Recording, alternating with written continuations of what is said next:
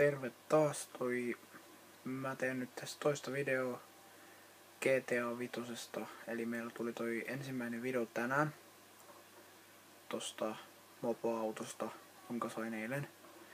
Mut joo, tänään mä teen videon tästä GTA Vitosesta, tästä tyypistä, jolla mä pelaan pääsäännöllisesti niitä autoista, mikä mulla on talletettu tonne autotalliin. Eli mä pelaan pääsääntöisesti Franklinilla, koska musta sillä on hieno talo ja muutenkin se on semmonen nuori ja tälleen. Eli astutaanpas tänne autotallin sisälle.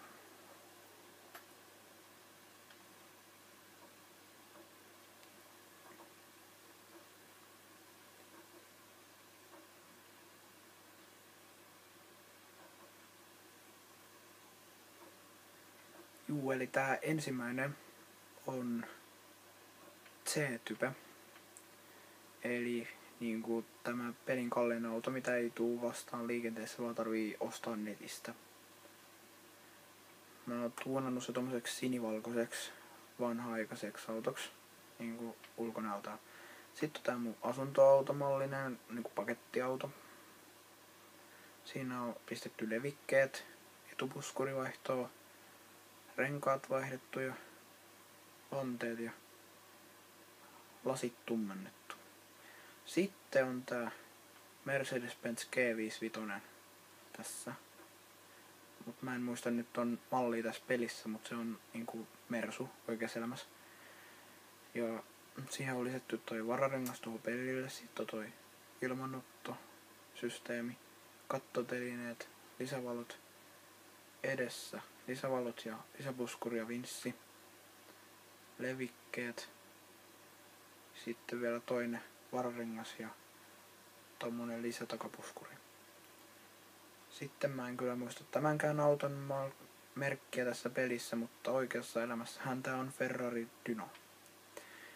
Eli tätä ei oikein voi tuunata muuten, kun mä oon vaihtanut vanteet ja maalannut se Ferrari punaiseksi. Joo. Siinä ne varmaan olikin, ja nyt mä ajan tonne mun toiseen niinku omakotitalo-talliin. Siellä on vielä pari autoa.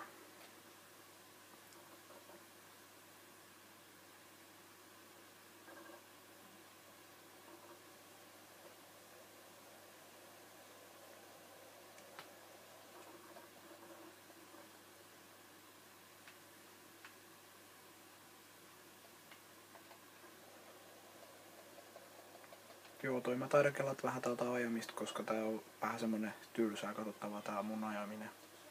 No niin, täällä taas. Eli mä oon tuunannut myös ton Franklinin vakioauton. Punaiseksi vanteet ja toi konepelti on karboni ja sitten on toi etupuskuri ja takapuskuri ja spoileri vaihdettu. Sitten täältä autotallista löytyy, nyt ei kyllä näy kunnolla, mut Adder eli Bugatti Veyron koko mustan. Sitten on tää Futo eli Toyota Corolla AE86. Se on mun suosikkiauto, koska se on semmonen drifteri. Muutenkin saa hyvän näköiseksi.